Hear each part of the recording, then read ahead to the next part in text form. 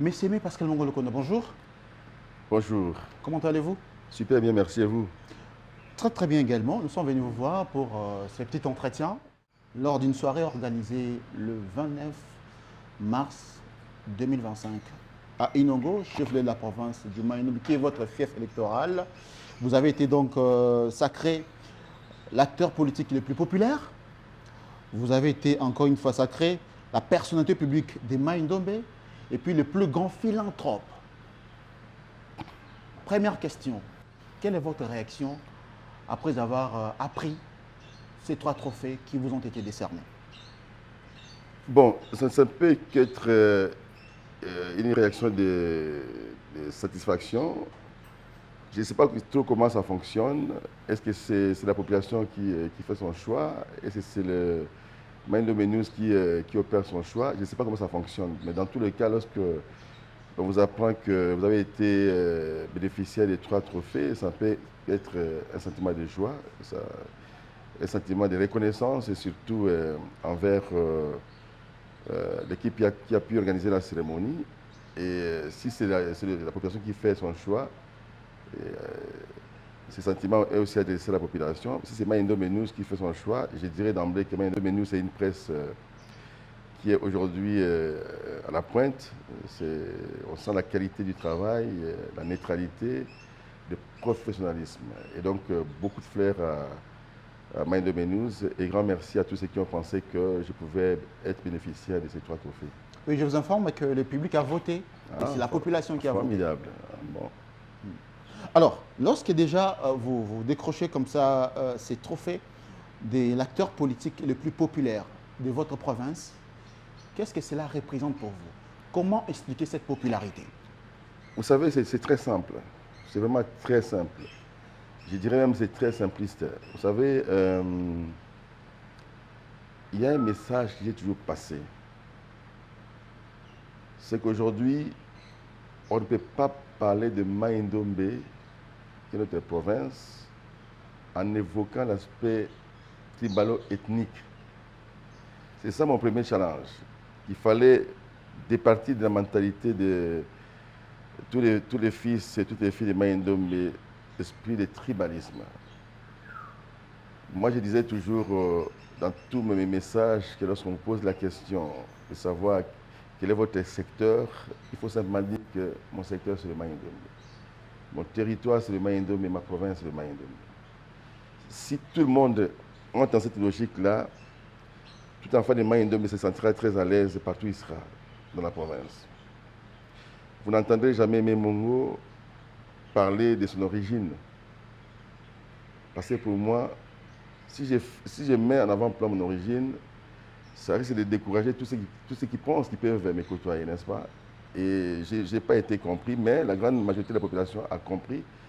Et le public a jeté son dévolu sur ma personne. Je prends un petit exemple. Si vous allez à Kiri, par exemple, vous allez voir les œuvres de Memongo à Kiri. À Inongo, vous verrez les œuvres de Memongo. À Koutou, et Memongo parle à travers ses œuvres. À Mouchi, et Memongo parle à travers ses œuvres. À Kwamout, et Memongo parle à travers ses œuvres. À Bolobo, et Memongo parle à travers ses œuvres. Si je reprends, parlant de Bolobo, il y a un grand stade qui a été construit là-bas. Un grand stade, s'il vous plaît. Et vous ne savez pas combien on a dépensé pour rendre heureuse cette jeunesse de Bolobo. Construit sur fonds propres. Sur fonds propres. Lorsque vous arrivez à Mouchi, j'arrive à Mouchi, je trouve qu'il y a un problème sérieux, il n'y a pas de canalisation d'eau. C'est ça qui fait que lorsqu'il y a des pluies, ça cause souvent des dégâts. J'ai pris l'engagement de faire 3 km de caniveaux construits sur fonds propres. Seulement pour canaliser l'eau et permettre à la population, même en cas de pluie diluvienne, que la population puisse être à l'aise. Ça, c'est Memongo. Vous arrivez au territoire de Koutou, un grand stade construit à Nyoki, la réhabilitation de l'école Mungankolo de Nyoki sur fonds propres et la dotation de ciment et de tôle pour construire l'ISP Nyoki. On arrive à Koutou, il y a un marché moderne en construction. Il y a en fait, nous, lorsqu'on grandissait, on appelait la cité de Koutou, Paris, Matimba, parce que justement, il y avait à partir du port, comme c'est la rivière est en bas, en fait, la position, il y a comme une vallée là. Et ça a été réhabilité par les Mongo aujourd'hui. Ça veut dire que lorsque les gens accostent au port de Koutou, ils peuvent monter, n'est-ce pas, à l'espace sec sans difficulté, à la terre ferme sans difficulté, parce que j'ai construit. On construit maintenant un marché. À Bokoro, c'est pareil. Vous arrivez à Kiri, ce sont des ponts qui ont été construits. Et pourtant, vous êtes né à Inongo. Oui, je suis d'Inongo. Loin de ces villes-là. D'Inongo, justement. Et c'est pourquoi il est tout à fait normal que les gens puissent jeter l'air de voler sur ma personne, parce que je ne fais pas les loges d'une tribu. Mais moi, je parle de la province pour que tout le monde se sente à l'aise. Au niveau de Kwamouth, j'ai réalisé beaucoup d'ouvrages, beaucoup trop, à travers mon député provincial, Moïse. Et nous continuons à faire ce travail-là. Je dirais, je reconnais que dans la province de Maïndombe, il reste 2 territoires dans lesquels je n'ai pas encore travaillé, c'est celui d'Oshwe et puis de Yumbi. Et je suis en train de vouloir le faire cette année. Et voilà pourquoi la population s'est dit, tiens, elle a quand même un leader qui rassemble, qui ne pense pas à son ego, mais qui pense n'est-ce pas, satisfaire les autres. Voilà un peu ce qui fait que je sois un peu aujourd'hui bénéficiaire d'un tel trophée. Vous le dites, personnalité politique le plus populaire. La plus populaire, c'est ça. Voilà. Donc, on peut dire que cette popularité s'est traduite lors des dernières élections, avec votre élection, bien entendu, au niveau du Sénat, de l'Assemblée nationale et de l'Assemblée provinciale.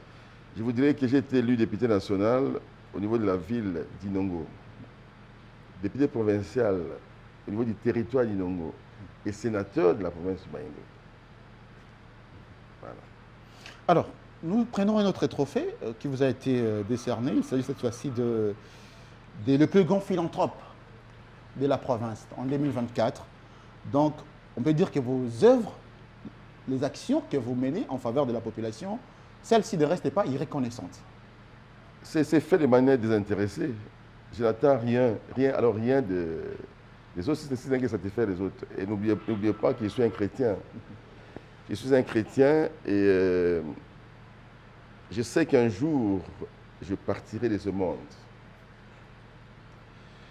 Et lorsque je rencontrerai mon maître, il me dira, j'avais faim, vous m'avez donné à manger. J'avais soif, vous m'avez donné à boire. J'étais nu, vous m'avez vêtu. Et c'est pourquoi il est très important de faire des œuvres caritatives, des œuvres de charité, sans rien attendre en retour.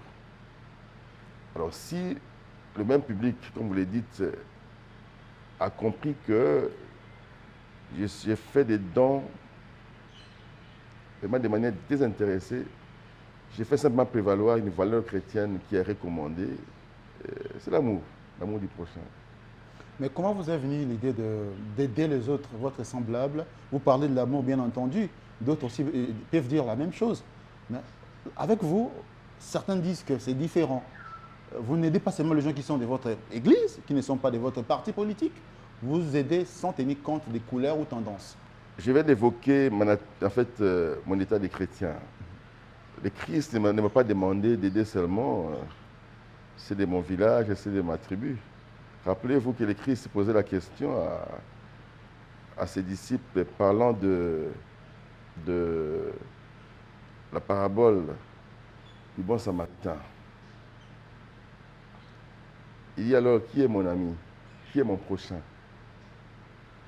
Si nous ne faisons du bien qu'à ceux qui sont de notre communauté, nous ne sommes pas différents des païens. Ça, c'est le Christ qui le dit. C'est pourquoi il a fini par dire, aimez vos ennemis, priez même pour eux. Ça veut simplement dire que pour moi, tout être humain qui se présente devant ma face et qui éprouve des difficultés, le Christ, à travers sa parole et son esprit, me recommande de lui venir en aide. Est-ce qu'il vous est déjà arrivé, par exemple, de... Je n'ai pas encore fini. Oui. Je vais vous surprendre. À l'âge de 9 ans, j'étais tout petit à l'âge de 9 ans, il y a eu des parents qui ne sont pas pourtant mes parents biologiques, mais qui ne sont même pas de notre pays. À l'époque, c'était les Zaïre. C'est des Hollandais, des Néerlandais. toute une famille qui m'a pris en charge à l'âge de 9 ans. Je suis issu d'une famille de 8 enfants. Mais cette famille a demandé à mes parents de prendre en charge 7 enfants. Mais s'agissant de mes Pascal Mongo, j'ai été élevé par des Blancs. Totalement pris en charge. De l'école primaire jusqu'à l'université. Mon papa s'appelait Rinus, ma maman Jenny. Mes sœurs s'appelaient Monique, qui est maintenant à Los Angeles, et Sandra, qui est en Belgique. Donc, ses parents n'en avaient que 2 filles. Et ils cherchaient à avoir un garçon, un fils. Et le choix était, j'étais sur ma personne, j'ai grandi comme ça. Aujourd'hui, ils sont morts, mes parents, Rinus et Jenny. Mais comment est-ce que moi, qui ai été bénéficiaire d'une telle faveur, comment pourrais-je, n'est-ce pas, fermer le cœur lorsqu'il faut venir en aide aux autres? Donc, je n'ai fait que retourner l'ascenseur à ceux qui m'ont aussi aidé. Et je sais que là où ils sont, leurs âmes reposent en paix. Et je vais continuer à le faire jusqu'à la fin de mes jours. Voilà. Vous aidez, vous continuez à aider les gens. Est-ce que ça vous est déjà arrivé d'être déçu par des personnes ou une personne que vous avez déjà aidée? Est-ce que pour vous c'est un choc? Ça vous fait comment en retour? Dieu qui a créé le ciel, la terre, toutes choses visibles et invisibles, n'a jamais été aimé par tout le monde. Ça veut dire qu'il y a un groupe qu'on appelle des athées qui ne croient pas en Dieu, qui ne l'aiment pas non plus. Ça ne sera pas fait que de Dieu qu'il soit méchant, mais il a dit. Il fait pleuvoir, il fait tomber la pluie pour les méchants et pour les bons. Même le soleil, il fait lever le soleil pour les méchants et pour les bons. Ça veut dire que le cœur de l'homme est tortué. Je l'ai dit que je fais de manière désintéressée. Je sais qu'il va rencontrer des gens qui pourront résister, qui pourront ne pas être d'accord. Mais ceci ne va pas ébranler mon élan de pouvoir aider les autres, de faire du bien. Parce que j'ai aussi un ciel à gagner. Voilà. Personnalité publique de la province du Mai-Ndombe. Dans cette catégorie, il y avait des grandes personnalités aussi, telles que Donatien Cholet, Jules Alinguet et tant d'autres.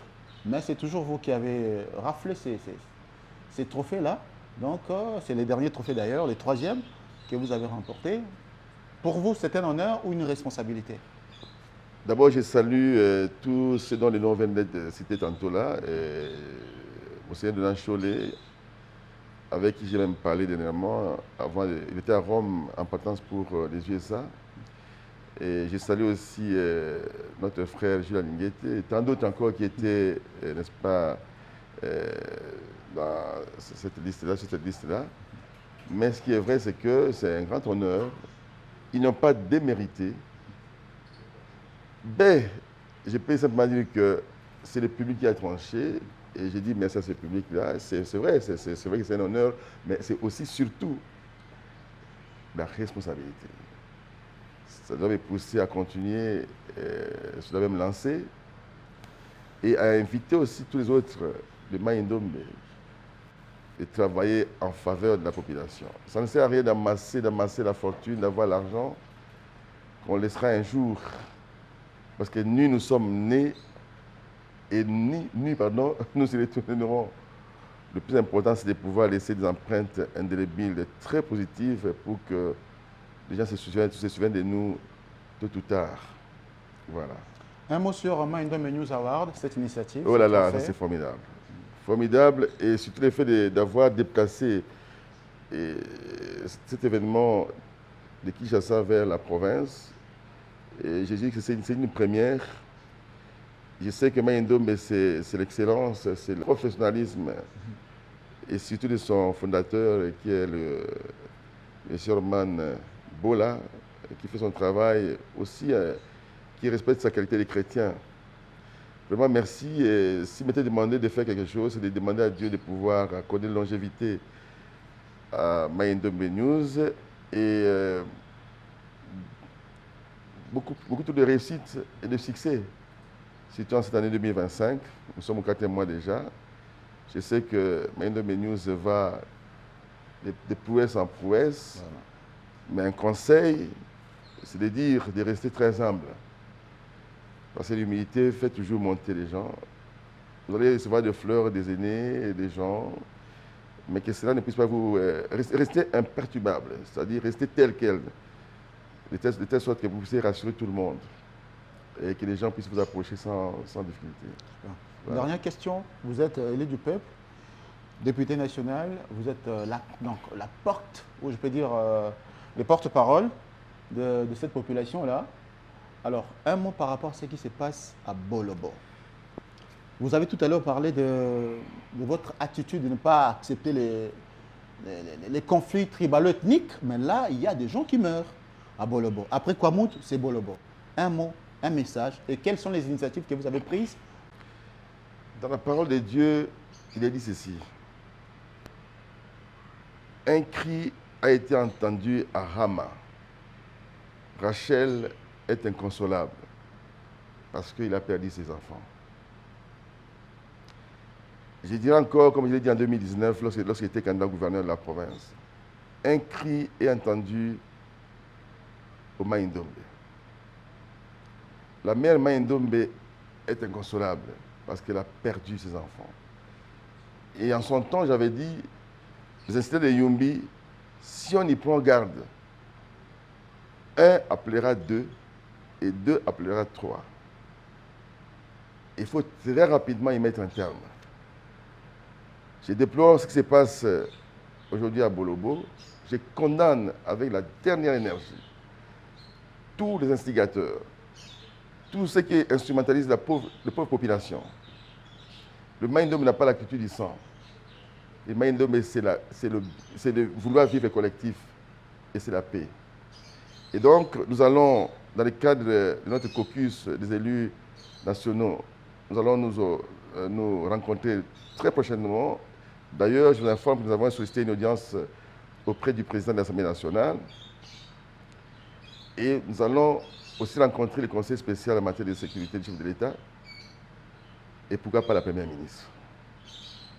Nous devons tout faire et tout mettre en œuvre pour que cette comédie s'arrête. Le sang a trop coulé. La mère Maïndombe pleure ses enfants. Il est temps de consoler cette mère Maïndombe en mettant un terme à ces conflits. Et donc, il y aura l'aspect pédagogique, il y aura aussi l'aspect coercition. C'est-à-dire l'État doit aussi jouer son rôle de sanctionner les auteurs de tous ces événements malheureux. C'est dégueulasse de constater qu'aujourd'hui, dans les Maïndombe, le sang devient monnaie courante. Je vous dis, je l'avais dit en 2019, un appelle deux, deux appellent trois. Maintenant, il faut savoir comment résoudre cette question-là. Et nous avons des solutions à apporter, ce ne sera pas ici à la presse. C'est lorsque nous serons reçus par les décideurs de ce pays que nous allons effectivement proposer des solutions, des voies de sortie et qui vont aider la province enfin à vivre en paix. Monsieur le député national Aimé Pascal Mongolo-Kounda, triplement vainqueur de la dernière édition de Maïndombe News Award. Merci à vous pour ces moments d'échange. Je vous en prie, merci. Je vous en prie.